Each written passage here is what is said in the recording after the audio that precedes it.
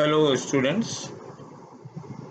मुझे उम्मीद है कि आपने हमारा नीट का लेक्चर 1 देख लिया होगा पूरा, और उसके असाइनमेंट भी आपने ट्राई कर लिए होंगे। और अब मैं उसके सॉल्यूशन आपके सामने प्रस्तुत कर रहा हूं। अगर आपने अभी तक वो असाइनमेंट नहीं बनाया है खुद से, तो आपसे रिक्वेस्ट है कि पहले आप खुद उसको करें और उसके बाद ही इस सॉल्यूशन को देखें।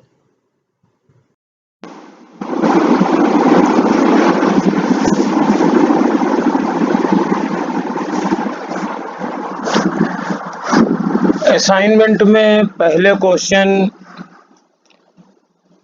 परसेंटेज ट्रिक कर हैं। तो ये देखिए, पहला क्वेश्चन है, in an adiabatic process where in pressure is increased by 2/3%, if Cp upon Cv equal to 3/2, then the volume decreases by about। तो एडियाबेटिक प्रोसेस में हमारा प्रेशर और वॉल्यूम के बीच में रिलेशन होता है P V to the power gamma is equal to constant।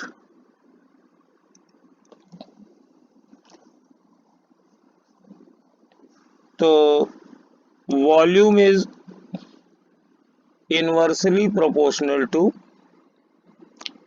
1/p to the power 1/gamma। Simple manipulation है, V is equal to constant upon P हो जाएगा, और फिर उसको दोनों तरफ का रूट ले लेंगे तो V प्रोपोर्शनल टू 1/p की power 1/gamma, where gamma is equal to Cp upon Cv, और वो यहाँ पर 3/2 दिया हुआ है। अब हमारी परसेंटेज ट्रिक ये कहती है कि प्रेशर डिनोमिनेटर में आया है, तो अगर प्रेशर इंक्रीज करेगा तो वॉल्यूम डिक्रीज करेगा। वो पूछा भी है, खैर स्ट्रेट फॉरवर्ड, वॉल्यूम डिक्रीज कर रहा है कितने परसेंट से। और परसेंटेज निकालने का तरीका ये है कि प्रेशर की पावर 1/गामा है, तो percentage change in volume is equal to power is 1/गामा और मल्टीप्लाइड बाय परसेंटेज। तो परसेंटेज प्रेशर इंक्रीज हुआ है 2/3। अब आप यहाँ पर गामा की वैल्यू रख दीजिए। जब 3/2 रखेंगे तो 3/2 ये उल्टा हो जाएगा, तो ये भी 2/3 आएगा, और मल्टीप्लाइड बाई अगेन 2/3, तो दैट इज 4/9। तो अब ये प्रेशर अगर इतना 2/3% बढ़ गया है, तो वॉल्यूम हमारा 4/9% कम हो जाएगा, डिक्रीज हो जाएगा, क्योंकि प्रेशर यहाँ डिनोमिनेटर में आया हुआ है।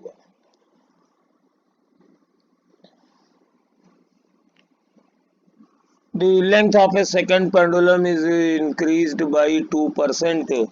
How many seconds it will lose per day? अब इसमें सिर्फ परसेंटेज ट्रिक नहीं लगनी है, इसमें और भी चीजें चाहिए। जैसे आप जानते हैं कि अगर सिंपल पेंडुलम का टाइम पीरियड बढ़ जाता है तो घड़ी स्लो हो जाती है। तो हमारे पास फार्मूला होता है, अगर मान लीजिए सिंपल पेंडुलम का टाइम पीरियड T से इंक्रीज हो करके T प्लस डेल्टा T हो गया,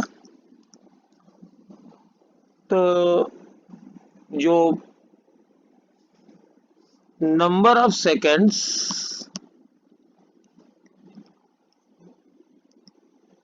lost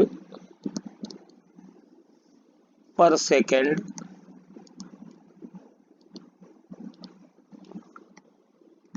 is delta T upon T होता है। अब यहाँ पर डेल्टा टी कैसे निकालेंगे, तो देखिए सिंपल प्रॉब्लम का फॉर्मूला होता है T is equal to 2 pi under root L by G. तो देखिए यहाँ पे टी अंडर रूट एल के प्रोपोर्शनल है, यानी परसेंटेज चेंज इन टी यानी delta T by T into 100 is equal to 1/2 into delta L by L into 100। और ये परसेंटेज चेंज आपको दिया है, the length of second pendulum is increased by 2%। तो हमारे पास ये है delta L by L into 100, तो ये 2% है, तो अगर इसकी जगह हम 2 लिख देंगे तो हमारे पास 2 इंटू 1, 2 इंटू 2 ये 1 आ जाएगा, यानी percentage change in time period is 1%। तो अब ये कितना होगा डेल्टा टी, हमको ये निकालना है। और देखिए इस बार फिर से यहाँ आते हैं, नंबर ऑफ सेकेंड्स लास्ट पर सेकेंड यहाँ पूछ रहा है। तो अब यहाँ पे हमें निकालना है कि एक दिन में कितनी घड़ी ये लूज कर जाएगी, तो that will be delta T upon T और इनटू हमारे पास एक दिन में जितने सेकंड होते हैं, और एक दिन में सेकंड होते हैं 86,400। और यहां से डेल्टा टी अपॉन टी की वैल्यू हम रख देंगे। देखिए delta T upon T into 100 और ये कैलकुलेट होकर के 1 आया है, तो delta T upon T is equal to 1/100। तो delta T upon T is equal to 1/100, तो यहाँ पर हमने रख दिया 1/100 और इंटू 86400 और ये दोनों कट जाएंगे और ये हमारे पास आंसर है, ये 864 बचा है, यानी ये घड़ी एक दिन में 864 सेकंड्स लूज हो जाएगी, यानी इतना लेट हो जाएगी। और ये तीसरा क्वेश्चन तो बहुत ही सिंपल है, ये तो उसी का देखिए है, लेंथ फिर 1% इंक्रीज हो रही है तो टाइम पीरियड भी बढ़ ही जाएगा। और परसेंटेज टी का फॉर्मूला भी पिछले ही क्वेश्चन में आया था कि delta T upon T into 100 that is the percentage change in time period that is equal to हमारे पास half delta L upon L into 100। तो यहाँ पर देखिए परसेंटेज चेंज इन लेंथ 1% दिया गया है, तो हाफ और इसकी जगह 1 आ जाएगा और दिस इज 0.5। और चूंकि ये t बराबर 2 pi under root L over G होता है, तो चूंकि ये न्यूमरेटर में ही है, तो अगर ये लेंथ बढ़ेगी 1% तो टाइम पीरियड भी बढ़ेगा, लेकिन ये इंक्रीज करेगा 0.5%। नेक्स्ट क्वेश्चन ये भी बहुत सिंपल है, if the radius of earth were to decrease by 1%, its mass remaining the same, the acceleration due to the gravity on the surface of earth will be, तो अर्थ की surface पर होती है g बराबर gm अपॉन आर स्क्वायर, और radius of earth 1% decrease कर गई तो ग्रेविटी इंक्रीज कर जाएगी, और कितना इंक्रीज कर जाएगी आपको बताया था। तो ये r की पावर 2 है, तो 2 और इंटू 1%, तो इसका मतलब है 2%। ये होगा डेल्टा जी अपॉन जी इंटू 100, यानी परसेंटेज चेंज इन ग्रेविटी। और ये डिक्रीज करेगी क्योंकि रेडियस बढ़ रही है, डिनोमिनेटर में आई है, तो ये डिक्रीज करेगी, it will be decreased bye 2%। दोबारा देख लीजिए, कुछ शायद मैंने जल्दी पलट दिया है, वैसे वीडियो है तो आप पॉज करके भी देख सकते हैं, कोई दिक्कत नहीं है। और ये परसेंटेज ट्रिक एक रिजिड बॉडी की प्रॉब्लम से है, ये नीट में आई हुई भी हुई है, इसके पहले वाले भी क्वेश्चन नीट में आए हैं, मैंने मेंशन नहीं किया है। A rigid spherical body is spinning around an axis without any external torque। तो ये हमारे पास जो लाइन लिखी हुई है, इससे सीधे सीधे ये समझ में आता है कि टॉर्क नहीं है, यानी एंगुलर मोमेंटम कांस्टेंट रहेगा। तो अगर एंगुलर मोमेंटम कांस्टेंट रहेगा तो I can write I omega is equal to constant, और एंगुलर स्पीड निकालनी है तो omega is equal to constant upon I. अब ये रिजिड स्फेरिकल बॉडी है, तो रिजिड स्फेरिकल बॉडी का मोमेंट ऑफ इनर्शिया क्या होता है?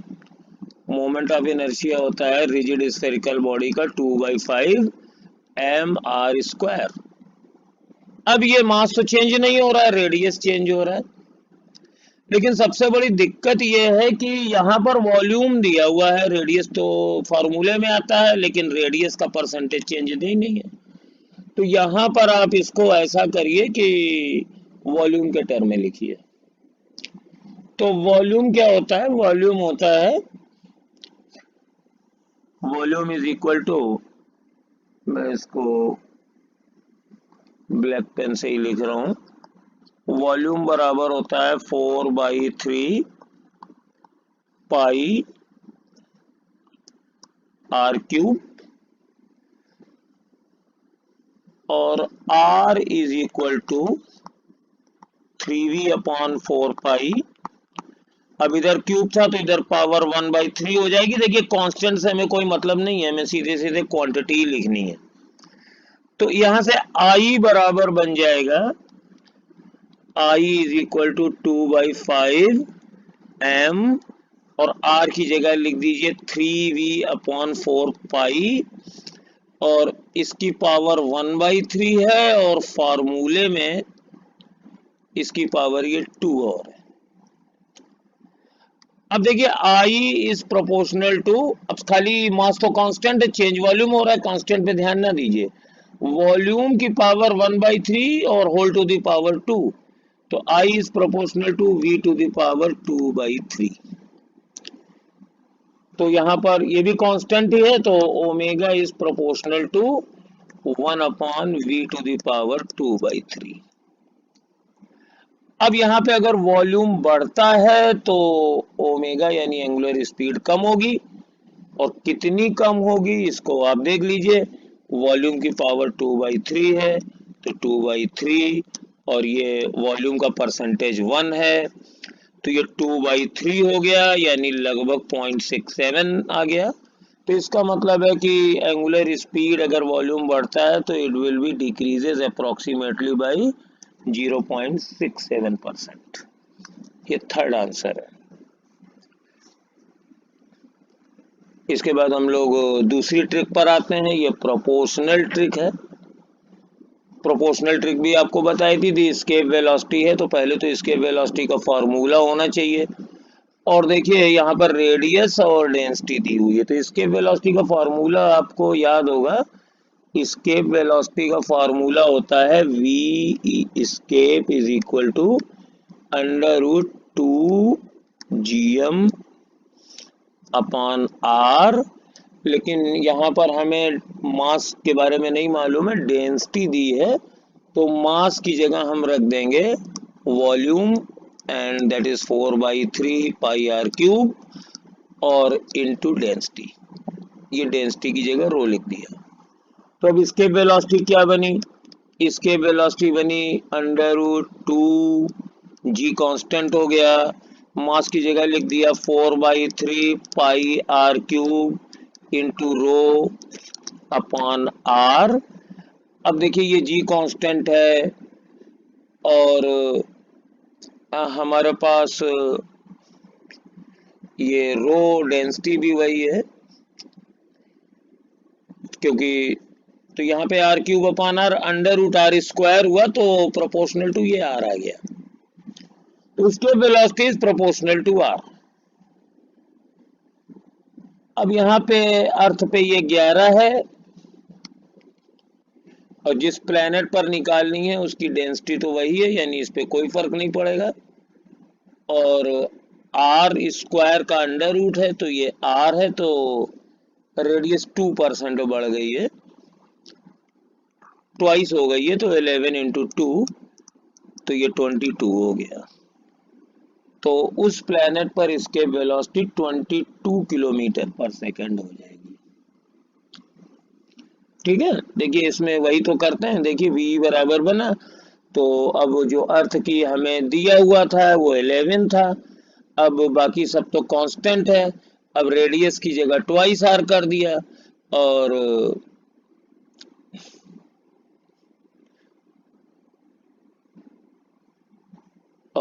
डेंसिटी वही रही, तो इसमें कुछ करना ही नहीं है, तो 22 किलोमीटर पर। If Earth swings to half of the present radius without changing in its mass, मतलब mass constant है, then the duration of the day and night become।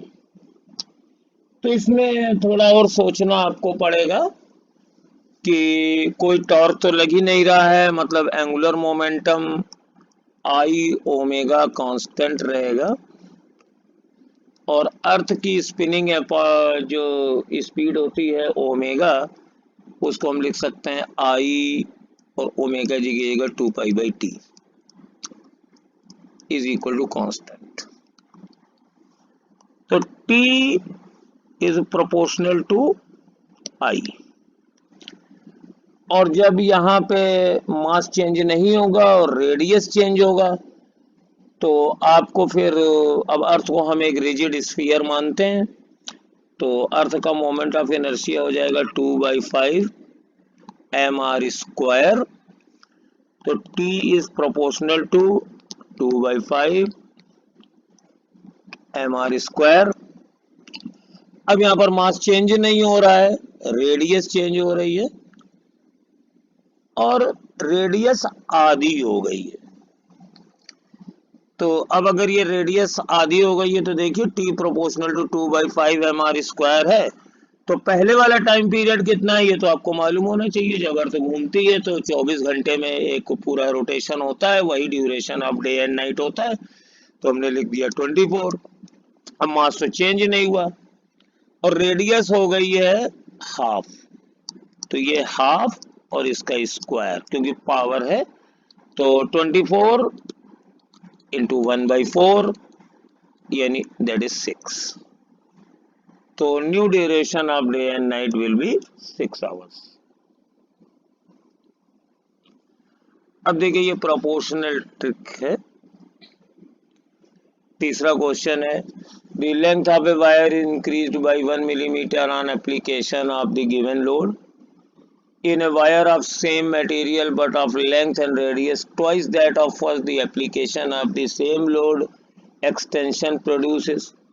तो इलास्टिसिटी का क्वेश्चन है और ये मैं फार्मूले थोड़ा डिटेल में बता रहा हूँ, लेकिन जब आप नीट का एग्जाम देने जाएंगे तो फार्मूले तो आपको याद होने चाहिए। जैसे ये फार्मूले हैं तो ये फार्मूले आपको, ये जो भी जैसे मैंने एस्केप वेलोसिटी लिखी है, ये लिखा है, तो ये फार्मूले तो आपको याद होने ही चाहिए।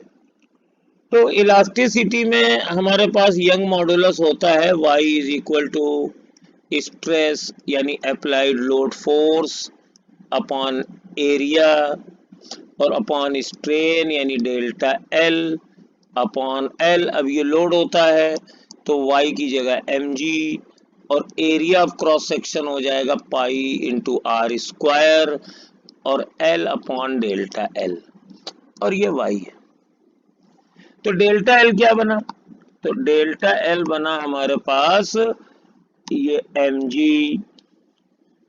अपॉन पाई आर स्क्वायर और into L upon delta, sorry delta L नहीं, ये यंग मॉडुलस आ जाएगा, वाई आ जाएगा, ये वाई आ जाएगा। ठीक है, अब यहाँ पर देखिएगा, यहाँ पर हमारे पास ये सेम लोड है, तो यानी mg में कोई चेंज नहीं होना है और मटेरियल भी वही है, तो यंग मॉडुलस भी नहीं चेंज होना है। लेकिन उस वायर की पहले लेंथ इंक्रीज होती थी 1 मिलीमीटर, जब उसकी कुछ लेंथ और रेडियस थी, और नई वाले वायर की लेंथ और रेडियस दोनों ट्वाइस है। तो अब डेल्टा एल कितना होगा, पहले वाला डेल्टा एल 1 मिलीमीटर और मल्टीप्लाइड बाई, अब लेंथ डबल है तो ऊपर भी 2 लिख दीजिए, और रेडियस भी डबल है तो नीचे भी 2 लिखिए, लेकिन रेडियस का स्क्वायर है तो स्क्वायर हो जाएगा। तो ये 1 इंटू 2/4, तो ये आ जाएगा 0.5 मिलीमीटर। यानी नए वायर में आपका सेम लोड अप्लाई करने पर उसकी लेंथ सिर्फ 0.5 mm ही इंक्रीज करेगी।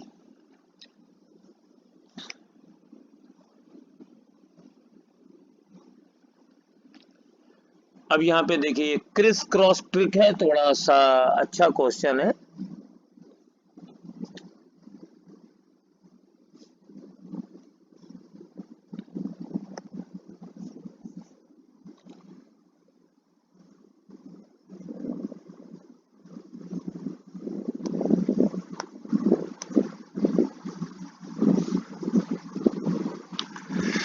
और एक कोई रॉड है, आप जानते ही हैं कि ये जैसे रॉड है, इसकी लंबाई L है, coefficient of thermal expansion alpha है, तो हमारे पास delta L is equal to होता है L alpha delta theta, length इतनी बढ़ जाती है। तो यहाँ पर कोई एक रॉड है, उसकी लंबाई 30 सेंटीमीटर है और ये 0.075 बढ़ती है, जबकि टेम्परेचर 100 डिग्री सेल्सियस बढ़ता है। इसका कुछ अल्फा होगा। तो सपोज ये पहले मटेरियल की है, अल्फा 1 है, और फिर कोई दूसरा मटेरियल है,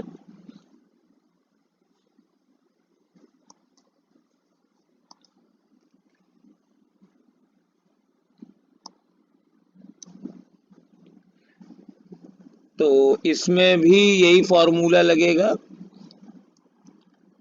यहाँ पर मैंने इसका कोफिशिएंट ऑफ एक्सपेंशन अल्फा 1 माना है, फॉर्मूला इसके लिए भी लगेगा, इसकी भी लंबाई 30 है, तो हमारे पास इसके लिए हो जाएगा डेल्टा ये L1 और ये डेल्टा L2 ये L2 अल्फा 2 डेल्टा थीटा।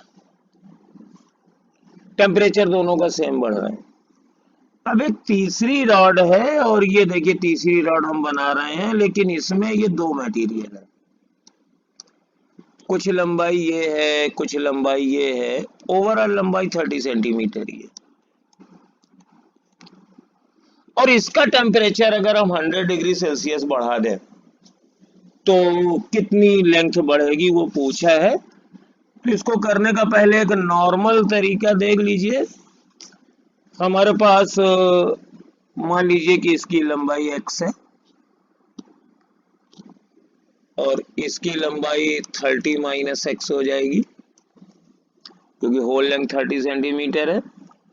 तो इसकी लंबाई कैसे बढ़ेगी, ये पहला वाला मटेरियल है तो इसकी लंबाई बढ़ेगी, लंबाई इसकी x इंटू अल्फा 1 इंटू 100, और इसकी लंबाई कितनी बढ़ेगी, अब इसकी लंबाई 30 माइनस x है, तो यही फॉर्मूला फिर लगाते हैं, तो L2 यानी 30 minus x into alpha 2 into 100, ये हमें कैलकुलेट करना है।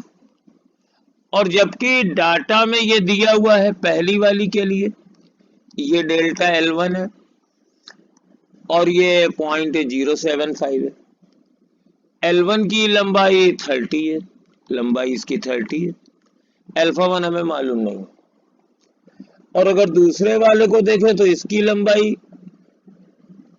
लंबाई कितनी बढ़ी, इसकी लंबाई ये 0.045 बढ़ी, तो यहाँ 0.045, L2 30 ही है, अल्फा 2 मालूम नहीं है, डेल्टा थीटा 100 है।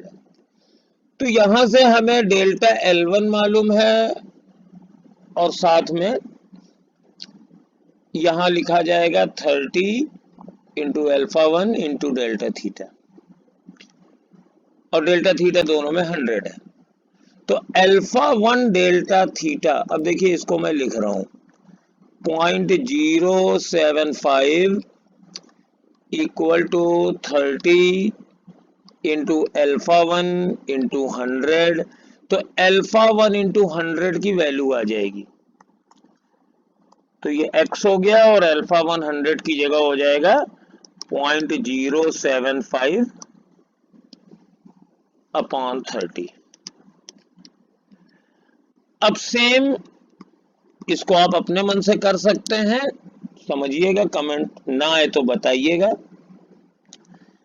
अल्फा 2 इंटू 100 की वैल्यू आ जाएगी 0.045 और ये 0.075 था अपॉन 30। और इस पूरे रॉड की लेंथ कितनी बढ़ी है वो ये दिया हुआ है 0.065। अब ये एक अच्छी खासी इक्वेशन है, सॉल्व फॉर x। इसको अगर आप x के लिए सॉल्व करेंगे तो थोड़ा सा घर पे बैठ के कर लीजिएगा, थोड़ा काटम पीटी आपको करनी पड़ेगी, और मुझ पे आप यकीन रखिए कि ये x बराबर 20 सेंटीमीटर आ जाएगा। तो अब ये हमारे पास मेटल A की लेंथ 20 सेंटीमीटर आ जाएगी। This is the answer. और ये हमारा करने का तरीका था, ये नॉर्मल मेथड था, ये मैंने ट्रिक नहीं लगाई है। अब मैं इसको करता हूं क्रिस क्रॉस मेथड से। तो पहला तो काम ये किया जाए कि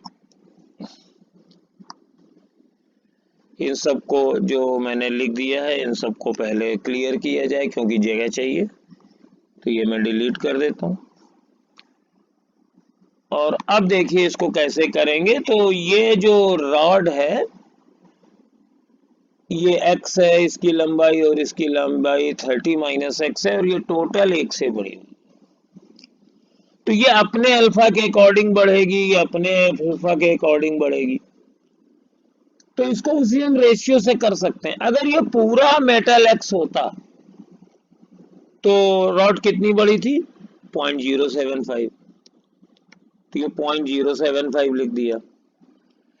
और जब ये पूरा मटेरियल B था तो रॉड बढ़ी थी 0.045, तो मैंने 0.045 लिख दिया।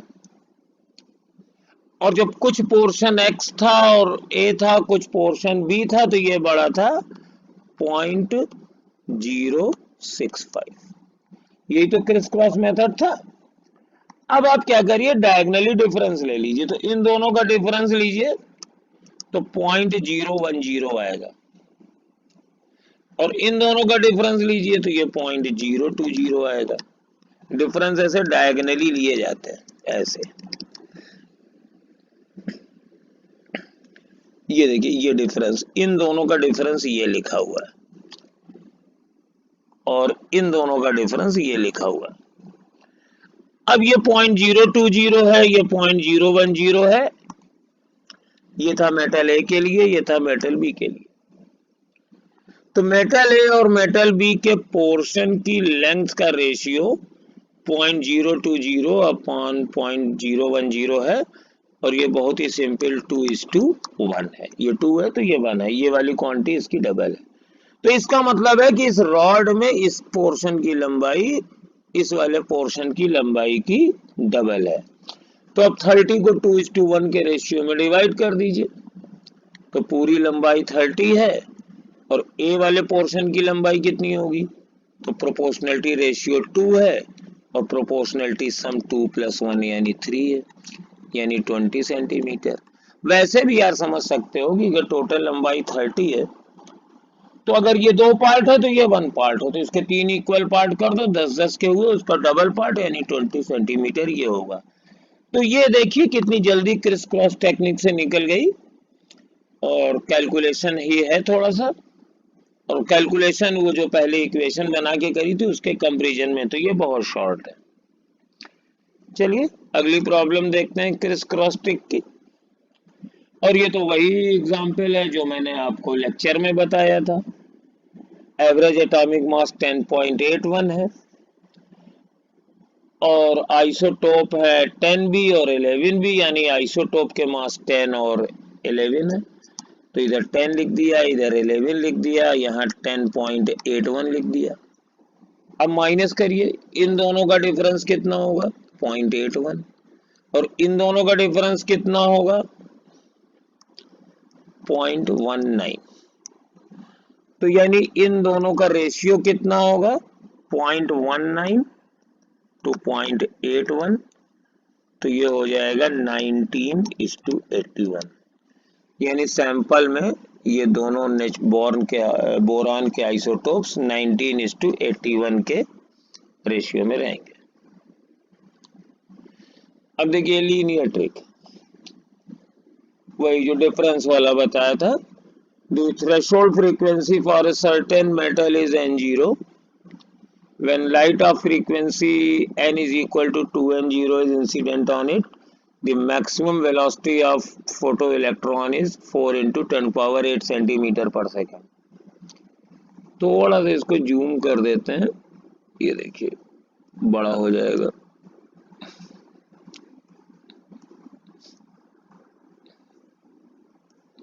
हाँ, if the frequency of incident radiation is increased to 5n0, the maximum velocity of the photoelectrons in centimeter per second will be।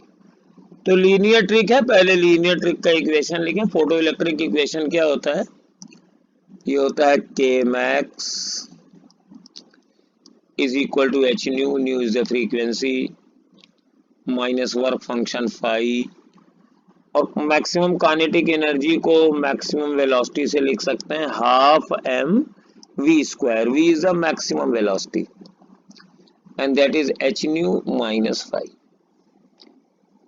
अब देखिए यहाँ पे लीनियर रिलेशनशिप तो है, तो वेलोसिटी आपकी ज्यादा नहीं निकलेगी, इसीलिए मैंने इस क्वेश्चन को रखा है कि इसको ध्यान रखिए, ये v स्क्वायर की वैल्यू निकलेगी, ये v स्क्वायर की वैल्यू निकलेगी।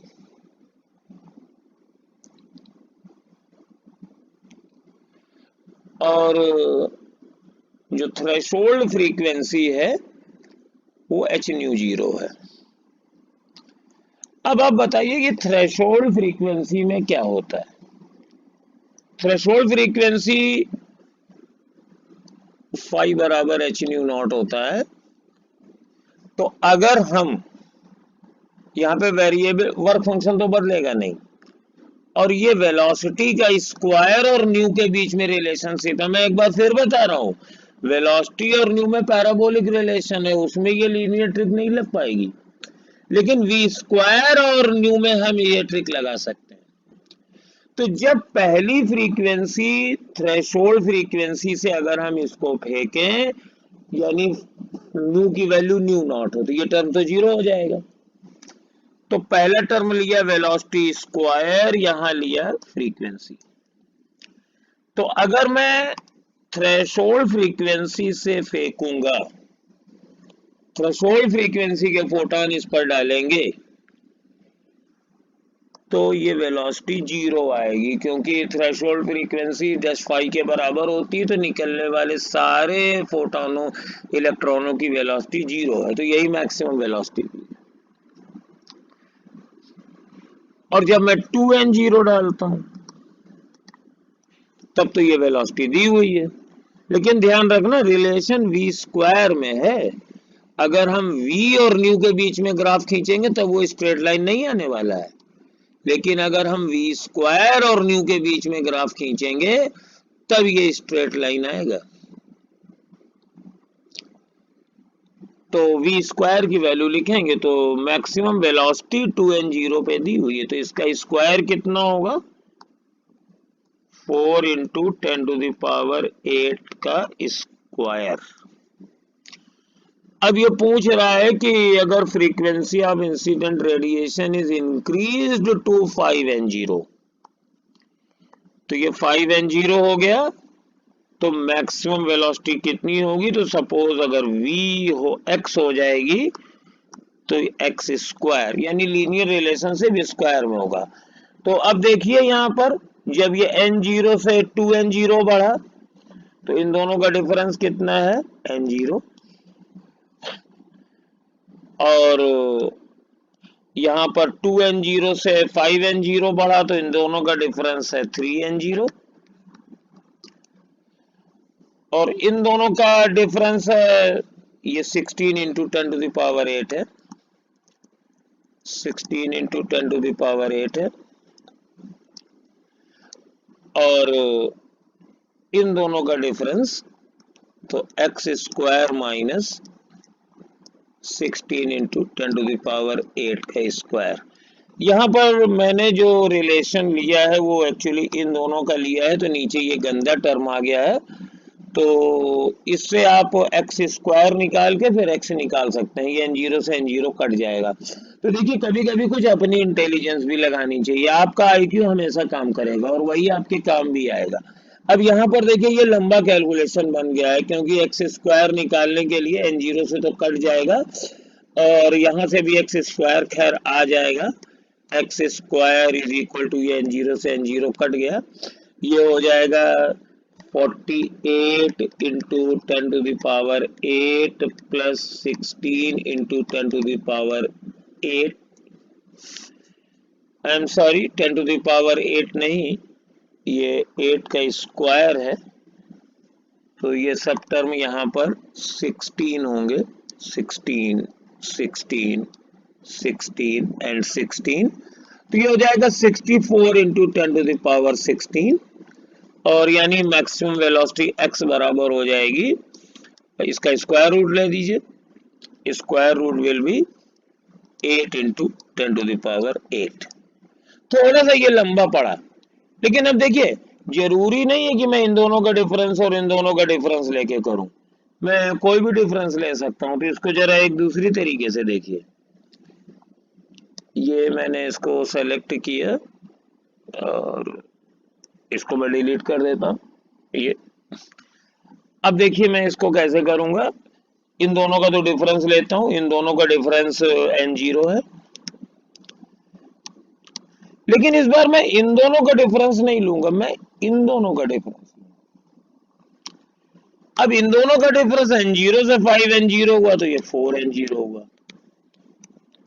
अब इधर क्या लिखेंगे, इन दोनों का डिफरेंस लिखेंगे, तो वो 4 इंटू 10⁸ का स्क्वायर आ गया, और चूंकि ये मैंने इन दोनों का डिफरेंस लिया है तो इन दोनों का डिफरेंस लो, तो ये 0 से हमें अच्छा लग जाएगा, ये x स्क्वायर हो गया, तो ये देखो n0 से n0 कट गया और x बराबर सिंपल स्क्वायर रूट ले लो, वो हो जाएगा 4 इंटू 10⁸ मल्टीप्लाइड बाई 2 यानी 8 इंटू 10⁸ मीटर पर सेकेंड।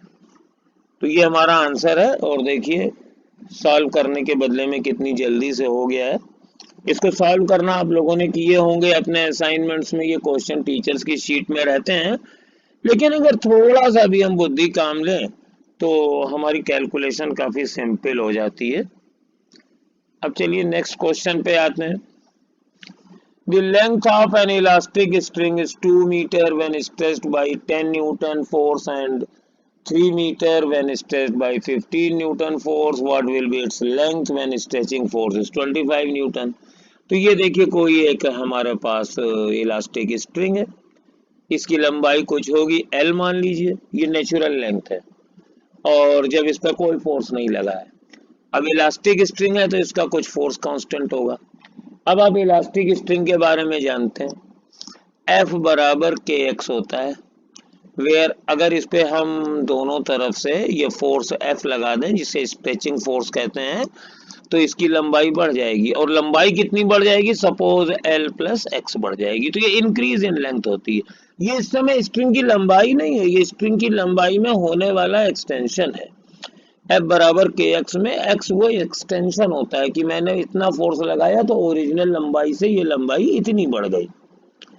और यही इस क्वेश्चन में ब्यूटी है कि यहाँ पर ये एक्सटेंशन नहीं दिया, ये length of the elastic string है, तो इसकी ओरिजिनल लेंथ कुछ रही होगी, ओरिजिनल लेंथ कुछ रही होगी। और जब मैंने इस पे फोर्स लगा दिया 10 न्यूटन का दोनों तरफ, तो इसकी टोटल लंबाई 2 मीटर है। अब इसमें ओरिजिनल लेंथ है प्लस कुछ एक्सटेंशन दिया होगा, तो F बराबर KX को हम ओरिजिनल लेंथ के टर्म में लिखते हैं, तो ये तो F है और F is equal to K, और X की वैल्यू कितनी होगी? X की वैल्यू जो इस समय लंबाई है L plus x minus L, तो अगर रॉड की ये वायर की स्ट्रिंग की लंबाई L है और ओरिजिनल लंबाई L0 थी जब कोई फोर्स नहीं था, तो x की वैल्यू हो जाएगी, सपोज ये ऐसे मान लीजिए स्ट्रिंग थी, इसकी लंबाई L0 थी जब कोई फोर्स नहीं था, और जब हमने कोई फोर्स लगा दिया है तो इसकी लंबाई बढ़ जाएगी। तो मान लीजिए इसकी लंबाई L है और मान लीजिए फोर्स F लगा है, तो F बराबर KX, तो F तो लगा ही हुआ है, K और x की वैल्यू क्या जगह क्या आ जाएगा? L माइनस L0 हो जाएगा, इतनी लंबाई बढ़ी है। अब F बराबर KL माइनस KL0। अब देखिए ये जो KL0 है ये तो कांस्टेंट है, ये तो बदलना नहीं है, ये मटेरियल का स्प्रिंग कांस्टेंट है और L0 उसकी ओरिजिनल लंबाई है। बदलेगा क्या? F और L, अगर आप फोर्स लगाएंगे तो लेंथ बदलेगा, K कांस्टेंट है, तो ये वही y बराबर ax प्लस b टाइप की चीज आ गई। अगर हम F और L के बीच में ग्राफ खींचेंगे तो स्ट्रेट लाइन आएगा, तो इसका मतलब है इसमें लीनियर ट्रिक लग जाएगी।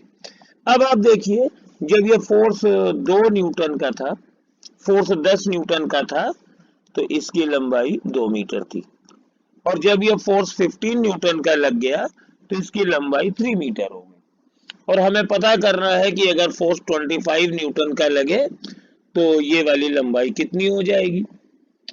अब इसको मान लिया इसकी लंबाई x हो जाएगी। अब आप इसको कैलकुलेट कर सकते हैं, जब 10 से 15 बढ़ी तो फोर्स 5 न्यूटन बढ़ा, तो लंबाई 1 मीटर बढ़ी, तो 5 न्यूटन के फोर्स बढ़ने से हमारी लंबाई 1 मीटर बढ़ती है। अब जब ये 15 से 25 बढ़ी तो फोर्स कितना बढ़ा? 10 न्यूटन बढ़ा, तो ये वाली लंबाई कितनी बढ़ेगी? तो x माइनस 3 बढ़ जाएगी। अब यहाँ पर जैसा मैंने बताया था 5/10 इक्वल टू 1/x माइनस 3, और x निकाल लेंगे। वैसे इसमें देखो यूनिटरी मेथड और सिंपल है, हमें मालूम है कि जब ये फोर्स 5 न्यूटन बढ़ा था तो लंबाई 1 बढ़ी थी, और जब ये 10 बढ़ेगा तो यूनिटरी मेथड क्या है? अगर 5 न्यूटन बढ़ा है तो लंबाई 1 मीटर बढ़ी, तो फोर्स तो डबल बढ़ाया ना, अब तो लंबाई भी डबल बढ़ जाएगी। तो 5 न्यूटन फोर्स बढ़ाने से लेंथ अगर 1 मीटर बढ़ती है तो 10 न्यूटन फोर्स बढ़ाने से लंबाई 2 मीटर बढ़ जाएगी। तो x कितना होगा? 15 मीटर पर ये 3 थी और 25 मीटर 10 न्यूटन फोर्स बढ़ा तो लंबाई 2 मीटर और बढ़ जाएगी, यानी 3 + 2 यानी 5 मीटर आ जाएगा।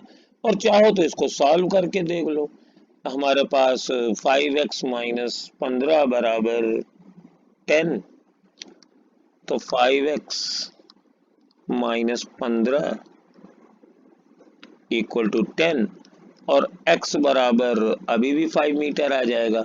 और यूनिटरी मेथड से और अच्छा है कि जैसे फोर्स 10 से 15 बढ़ती है तो ये 5 न्यूटन फोर्स बढ़ा तो लंबाई 1 मीटर बढ़ गई, तो अब अगर फोर्स हम 10 न्यूटन और बढ़ाएंगे तो लंबाई 5 से बढ़ती है 1 मीटर, तो 10 से बढ़ेगी 2 मीटर, तो 15 पे लंबाई 3 थी तो 3 से 2 और बढ़ जाएगी, यानी 3 + 2 5 हो जाएगी।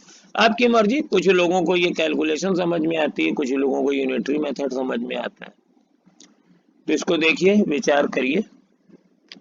अब देखिए ये एक्सपोनेंशियल ट्रिक है, तो ये अनइंसुलेटेड मेटल बार है। बहुत कम लोगों को मालूम है कि जब किसी रॉड के एंड्स पर हम टेम्परेचर डिफरेंस कुछ लगा देते हैं, जैसे यहाँ पर 25 और 100 लगाया है, इधर 25 है और इधर 100 है,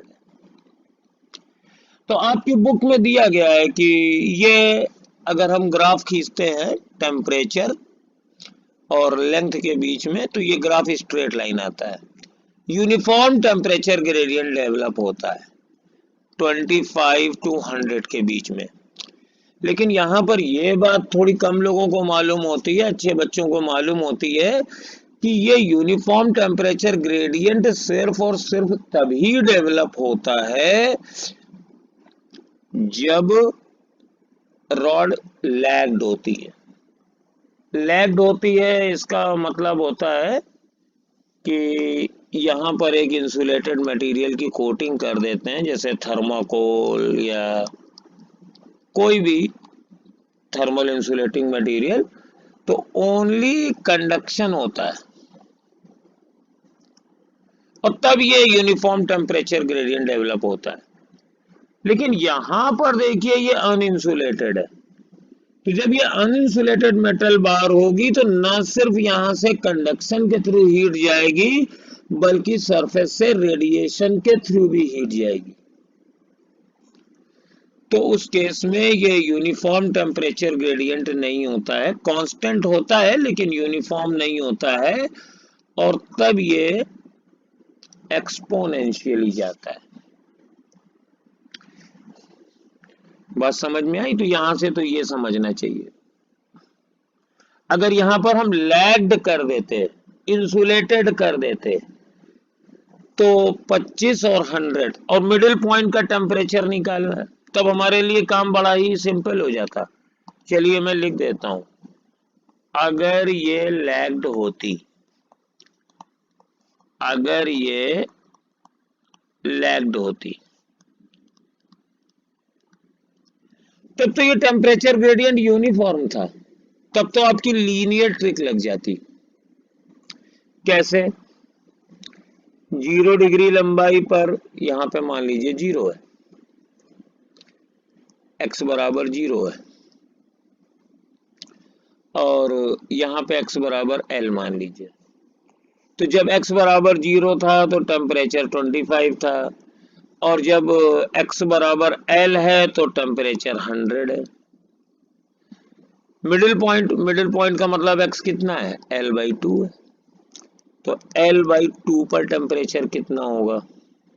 तब यहाँ लीनियर ट्रिक लग जाएगी। L लंबाई बढ़ने पे टेम्परेचर कितना बढ़ता है?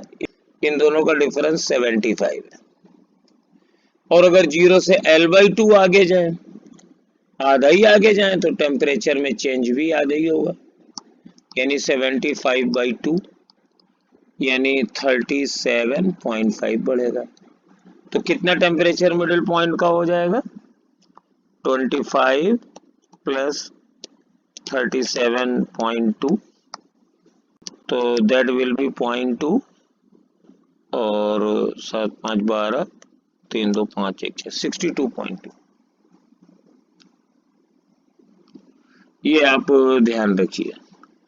लेकिन ये तो लैग्ड नहीं है, तब इसमें हमारे पास ये लीनियर ट्रिक नहीं लगेगी, और तब हमारे पास एक्सपोनेंशियल लगेगा, और एक्सपोनेंशियल में ये रेशियो बराबर होता है। तो x बराबर 0 पर हमारे पास ये टेम्परेचर 25 था, और x बराबर L पर हमारे पास ये 100 था, तो x बराबर L/2 पर कितना होगा? तो ये हमारे पास 25 है, और यहाँ का टेम्परेचर थीटा मान लिया, यहाँ का 100 है, और ये देखो ये दोनों लंबाइयाँ बराबर है क्योंकि ये मिडिल पॉइंट है। तो मैंने बताया था कि अगर ये AP में है तो ये GPA में होंगी, मतलब इनके सक्सेसिव रेशियो बराबर होंगे। तो 25/θ इज इक्वल टू θ/100। तो थीटा स्क्वायर बराबर 100 इंटू 25, तो थीटा बराबर 10 इंटू 5, यानी तब ये आंसर तुम्हारा 50 डिग्री सेल्सियस आएगा। तो लैग्ड और अनलैग्ड का भी कंसेप्ट हमारे ख्याल से आप लोग समझ गए होंगे। अब देखिए ये एक्सपोनेंशियल ट्रिक है। दूसरी क्वेश्चन, t बराबर 0 पर 1600 काउंट था एंड t बराबर 8 सेकेंड पर ये 100 काउंट था, तो t बराबर 6 सेकेंड पर ये काउंट रेट पूछ रहे हैं। अब देखिए ये डिफरेंस तो बराबर नहीं है, अब क्या किया जाए? तो डायरेक्ट तो नहीं लगेगा, लेकिन हम लगा देंगे। देखिए टाइम लाइन लिखते हैं। देखिए 0 से 8 और 6 से 8 का डिफरेंस 2 है, तो इसको मैंने ऐसे बांट लिया। अब आपको काफी मजा आएगा। t बराबर 0 पे 1600 था और t बराबर 8 पर 100 था, तो t बराबर 4 पे कितना होगा? अब अगर आप लोग थोड़ा सा भी पेशेंस या इंटेलिजेंट रखते हैं तो आप समझ गए होंगे। अगर ये रेशियो बराबर हैं तो देखिए ये बेसिकली मिडिल पॉइंट का जो स्क्वायर है वो इन दोनों के प्रोडक्ट के बराबर होता है। तो यहाँ का टेम्परेचर हम तुरंत लिख सकते हैं, चाहिए तो θ1 मान लीजिए।